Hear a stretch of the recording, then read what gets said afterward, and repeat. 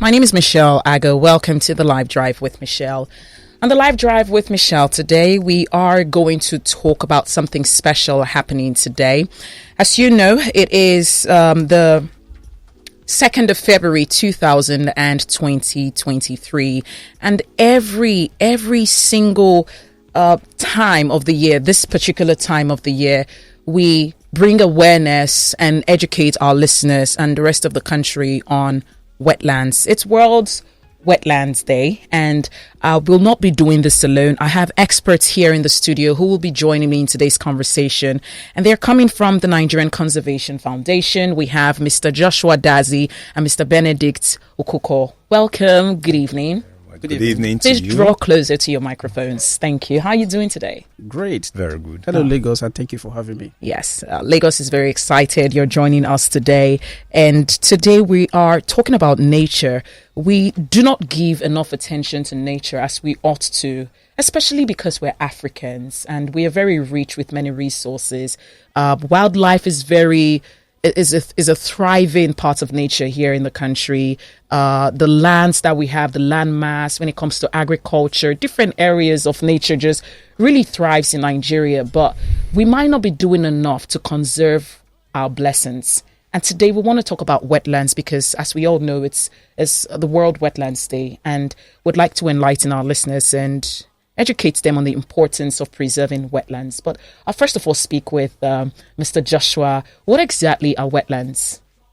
Hello, Lagos. Thank you once again for having me. And I'm very, very excited to hear and to share with you a couple of thoughts on what wetlands are and then how we can be able to contribute our quota in protecting wetlands. But first of all, I will start by saying what are wetlands. And wetlands, in a simpler definition for the purpose of those who don't want the technical languages. All right. I will try as much as possible to break it as simple as possible. All right. So they are just marshy, wet area of land that you see remnants of water around you, and some of them hold a bit of greeny all throughout the year. So by the time you see such features, you know that definitely this is a wetland. And as we progress further, we'll be able to give details of why should we really consider in their protection. So should you just look at wetland, anyway, there's water, is it, are they really wetland? And then should we protect them? And what is the benefit of really protecting them? Okay, I'm seeing here from the United Nations that to give it a broader definition, wetlands includes both freshwater and marine and coastal ecosystems, such as lakes and rivers, underground aquifers, swamps and marshes, wet grasslands, petlands, oases. Like, you go on and on. But one thing that stands out to me is the swamps. So swamps are also an example. It is an example of a wetland. Exactly. They are actually wetlands.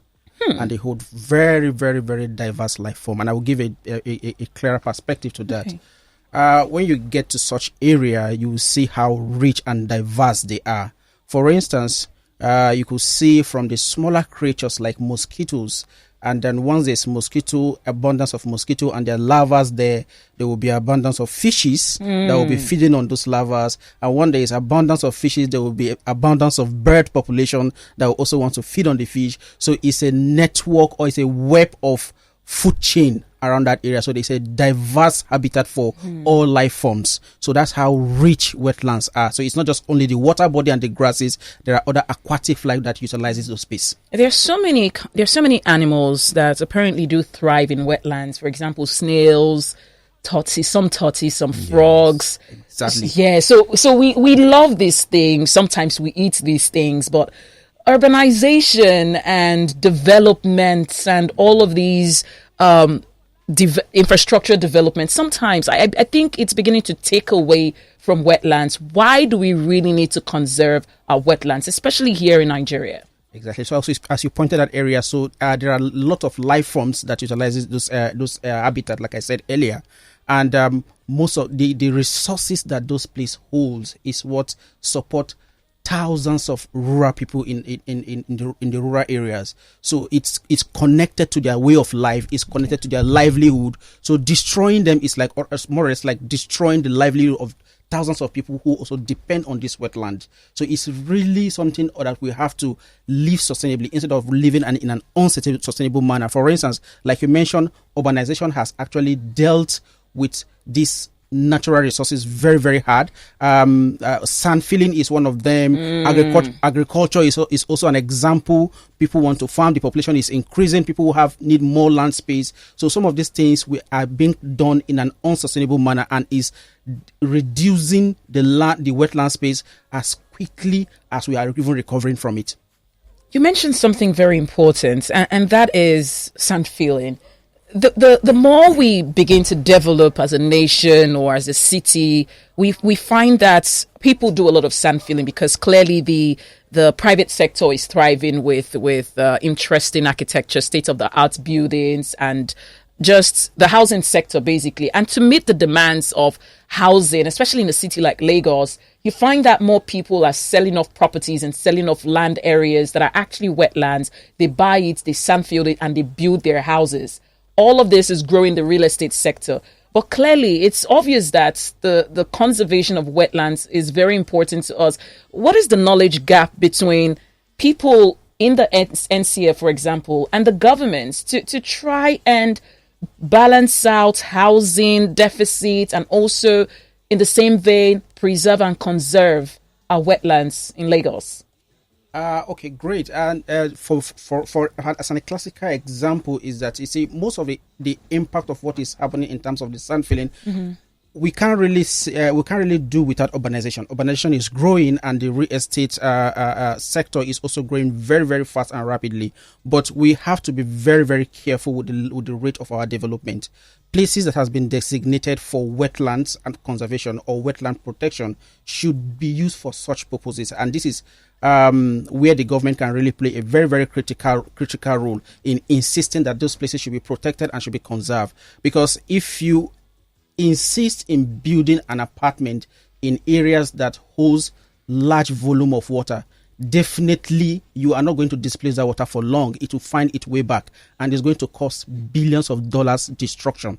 And that is why we are shouting of flooding in Lagos. Okay. So because we think by the time we sand fill, we'll displace the water, but the water will definitely find its way back. It never goes away. Exactly. So if you spend billions of dollars to erect structure, and in a short period of time you are now losing even more of those money as a result of flooding, I don't think there's sense in it. So there has to be a sustainable development pattern that the government have to insist, not just only just putting structure anywhere you see and then you just feel it's okay to do so. So you have to plan, you have to live sustainably, and you have to know that, because before people will actually classify or say don't build in this place, there would have been a detailed assessment of those areas, and it is good to also abide by all EIA assessments. So the government should insist in these things. And there are places naturally that in Lagos, the government has already seen it, that these places are wetlands of importance. They are area of wetlands,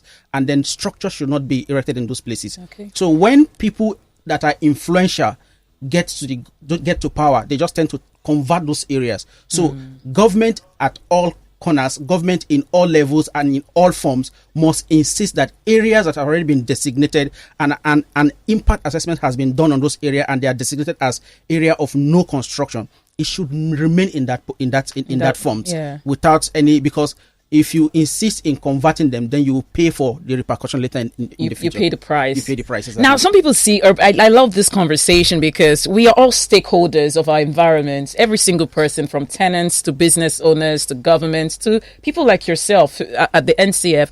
Some people see urbanization as a way to improve the quality of life, to improve health. So they think that, or they have this belief that the less wetlands we have, the less malaria, the less mosquitoes that we have to deal with, the less, all these insects that just sting you. You're like, oh my God, I have to move away from this area. I cannot stay in this area. We need to sand fill this area. We can't deal with mosquitoes anymore. But you're saying that mosquitoes are important. How exactly is mosquito important to our lives? We're doing everything to run away from them. How do we live together? You see, in the ecosystem itself, all life forms are important. God has created them to play certain roles. We may not know them all in details at the moment, Okay. but they will definitely have functions later in the future that we could really see how relevant and important they are to us. We may see a plant that doesn't really looks important at now, but moment. later in 15, 20 years to come, a discovery that will change the world may come from that particular plant. So mosquito itself, you may not really see it the much relevance. You may just see them as organisms that causes havoc or that causes sickness to the humans. But remember, they also have the role in the food chain. The fishes also feed on the larvae of mosquito, so it also part of the food chain, and it also plays an ecosystem function in that sense. So the fishes feed from the larvae from the mosquitoes. Yes. Okay. So they are also part of the food chain within where they exist. So the fact that we don't really have direct relevance as human, that doesn't mean that they are less important. I think globally, fish is a delicacy everywhere. Of course. So, and we enjoyed eating it. So if we destroy the mosquito, the population of fishes are likely to also be affected. So the less mosquitoes we have, the less fishes we have? It's very possible. Very, very possible. Because the fishes themselves also feed on the larvae of those mosquitoes. So, like I said earlier, because we don't have any direct gain from the mosquito, but we have gain from the fishes. And the fishes also depends on the mosquito. So invariably, we also depend on the mosquito themselves. So it's a system, it's an ecosystem that we should not distort the process, because by the time you get the mosquito out of that system, there will be a bigger repercussion that we may not see now. So are you saying we should move away from the swampy areas and the wetlands to stay away from these mosquitoes vis-a-vis malaria, while all in a bid to conserve them so we can have a more diverse and thriving ecosystem for these animals? How do we really find this balance? Do we move away from these wetlands? Do we stay there and get malaria? So you see, that this is a very, very good question. You cannot really run away from it. There is always a balance between human and nature itself, and we must look for this balance and then live sustainably. Humans are usually they dominate their environment, kind of. They're trying to displace everything around them and then dominate the environment. So it shouldn't be so. The balance should be looked out for, and then we must live sustainably. For instance, you may go to a particular area where that has been designated as a wetland, okay, and people are staying there. Maybe let's say about 5 or 6 houses within that area. Before you knew it, their waste will be dumped in the wetland. They could not really harness their waste very well and then properly dispose the waste, but they will abandon the waste in where it should not be. Then that way it will become an environmental nuisance. So we should live sustainably in such a way that we should know that the space where we are staying is not for us alone. There are other organisms that also depend on that area and is also utilizing that area. We shouldn't just think of ourselves. We should think of even the microorganisms in our environment, because they are playing a role that we may not really see directly, but is also of great benefit for us. I will give you another classical example that may not really be related to wetland. You may be in your house, and then you see this wall lizard going around. Yes, okay. You just see it going around. You may just think that, oh, this thing is a nuisance, and you just kill it. But they are helping you in that space to pick the insects that would have ordinarily harm you. So, but you see them as nuisance. You just quickly kill them or dispose of them away. But they are there playing a function that you may not really know of. So the same thing too with the mosquito, that we think are not really playing direct value to us, but they are in an ecosystem playing function that we may not really see, but they are there serving us perfectly well. So we should not think of ourselves alone.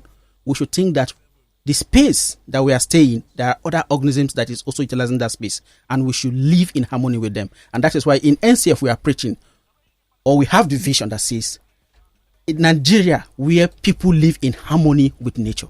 And that is what we are also preaching today, that we should see those space, we should see those ecosystems as a place that we are also utilizing alongside with other organisms. Wow, this is brilliant. You've just literally described the the human, like nature, the life cycle and how nature works. We all need each other at the end of the day. Exactly. We need the animals. We need these organisms. They need us as well. It's like, oh, so this is very interesting. I'm from the Niger Delta, and we have lots of wetlands there for many reasons, many swamp, and we get loads of snails, different types of food, crabs, all swimming in all these swampy areas. People go there to hunt and get these foods to eat. And there was a time, I went to some of these wetlands and I saw a very big, I think it looked like an alligator. The moment the animal saw me, it ran away. And I was just wondering, there are some people who would see this alligator and just hunt it and kill it. Exactly. What are your thoughts on these animals that we keep losing every single time? They're being sold off the market. Sometimes they are eaten. Do you think we should also conserve and preserve these type of animals, or they can continue to be edibles for humans? Exactly. So you see, the thing still goes down to one particular thing. We always think of ourselves. Oh no. So immediately you may see it, and your perspective may be different from my own perspective. We may be together and then sight that alligator. For me, I will see food. For you may see tourism. You may see potential to utilize it in a sustainable manner that will benefit not just you alone, but the future generation to come. Wow. So now, what we are looking at for is we should not be selfish.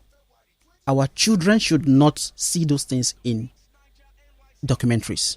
They should not see them in museums, because they will ask you, when these things are going on extinct, what did you do? So we should be able to say that we have used, and our children to come, we also use them. Don't just see an alligator and see food. Why not look at it in a different direction? We could protect this place and then harness the tourism potential and then make money from it that we will use to buy an alternative protein source that we are looking out for in the alligator. So it is the thinking that we should change, not the need that we are looking at that particular moment. Think alternatively. If you kill this thing today, will you see it tomorrow?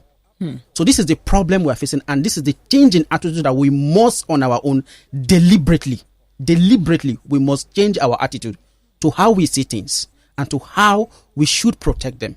If our forefathers would have destroyed them or killed them and eat them, our own generation wouldn't have even known that alligator exists.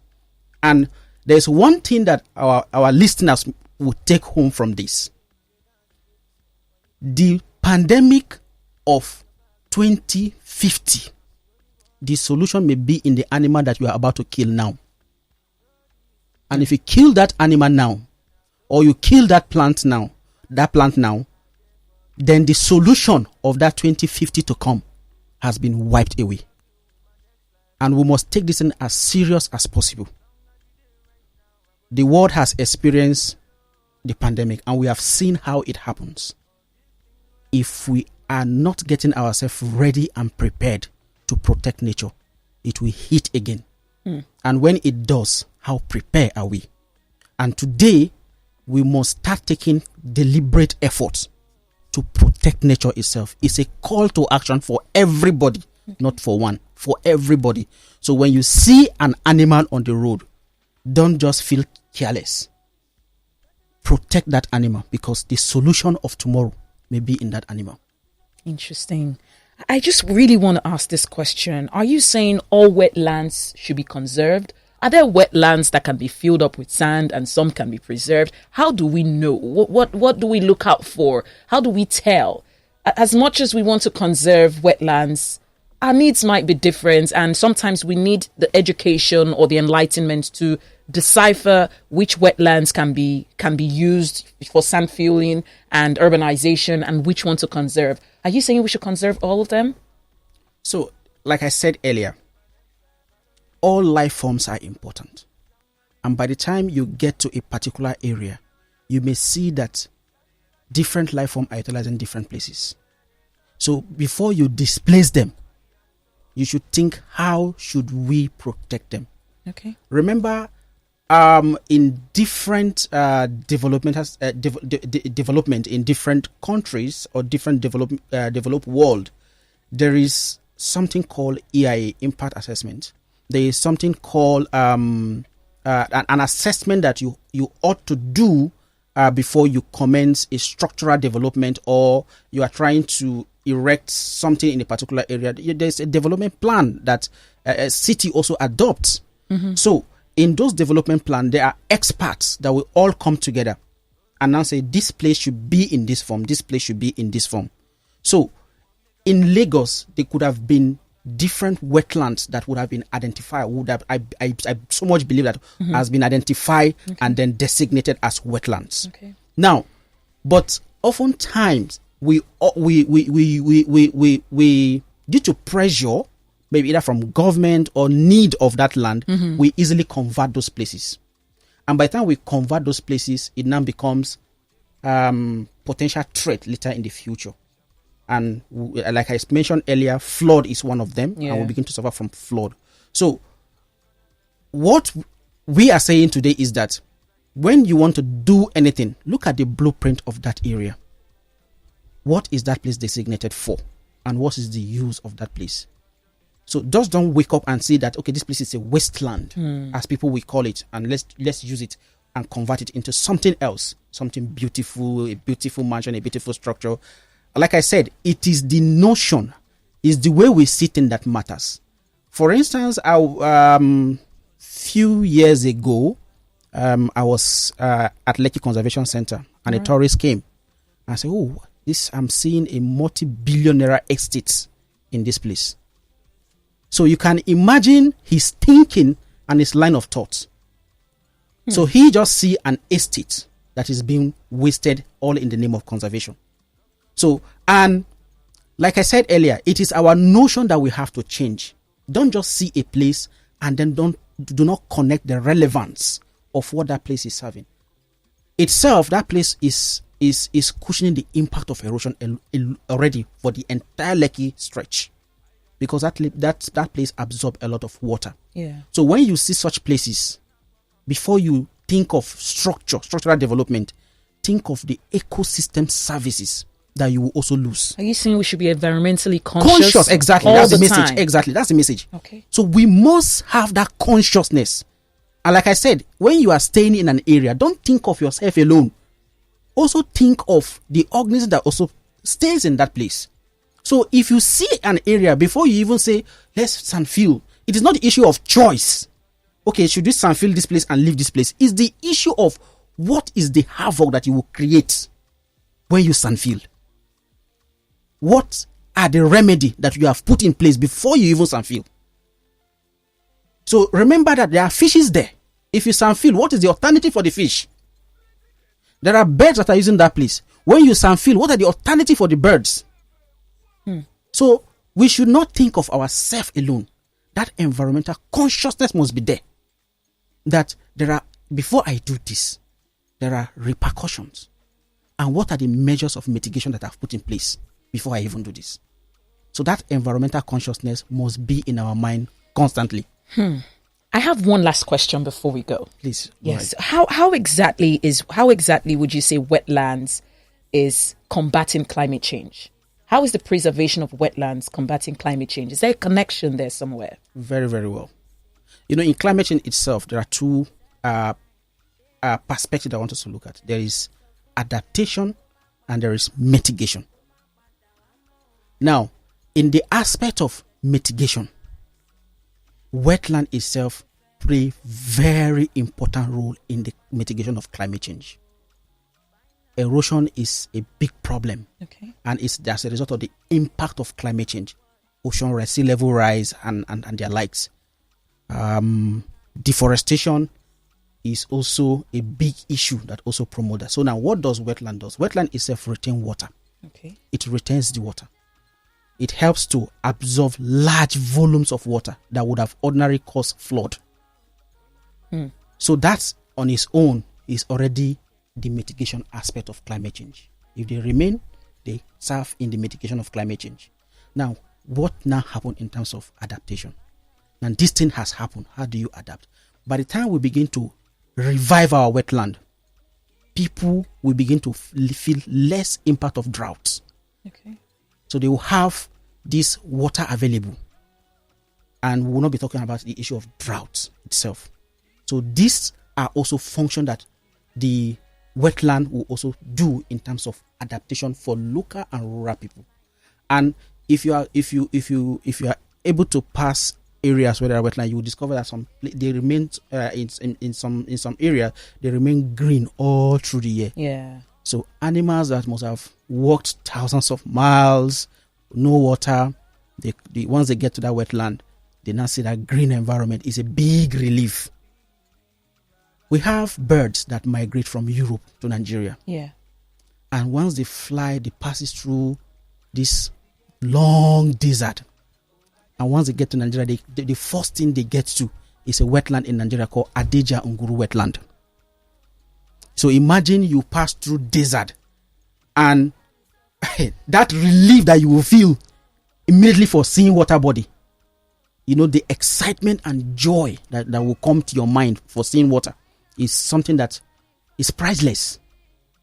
So this alone is an essential part also that wetland also play in terms of even adaptation for the other life forms apart from humans themselves.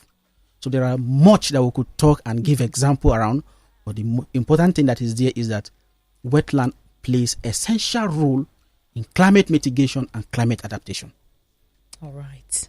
We'll have to stop here today. What an interesting session. I mean, I've learned so much, and I'm sure my listeners are listening and they've learned so much as well. You're bringing a whole new perspective. If there's one thing I'm sure they can take away is to be nature conscious, to be environmentally conscious, to love nature, to love animals, to love ourselves. As much as we love ourselves, we ought to think about other bodies besides ourselves. The entire nature ecosystem exists and functions because of how we treat each other, because of how we care for each other, because of how we preserve each other. As much as we care for our lives, we also should care for nature, and we should care for our environment and care for animals, because like you said, we don't know what tomorrow will bring. We might just need all of these organisms, animals, trees, wetlands in the future. And why think of later when you can start now to make the desired change? Thank you so much for joining us today. Like we said before, today is World Wetlands Day, and I'm sure we've brought enough information, more education to you, regardless of who you are. If you're a real estate developer, if you're a tenant, if you're a farmland owner and into the agric world, or even just a business owner, a regular person, I'm sure moving forward, you become more nature conscious. And when you see things, you think about preserving them first instead of killing them. And that goes for wetlands too. Thank you so much for joining us today. My speaker today, my resource person who's supercharged and passionate about the environment is Mr. Joshua Dazi from the Nigerian Conservation Center. Thank you so much for joining us today. Thank you for having me. He was also here with Mr. Benedict Okuko, also from the NCF. Welcome, sir. We do appreciate you. Thank you. It's my pleasure. Yes, we hope to have you back again in the future to tell us and educate us more about nature and the importance of preserving nature and the environment in general. My name is Michelle. Thank you so much for joining us today. Don't go anywhere. The conversation never stops. This is Lagos Talks 91.3.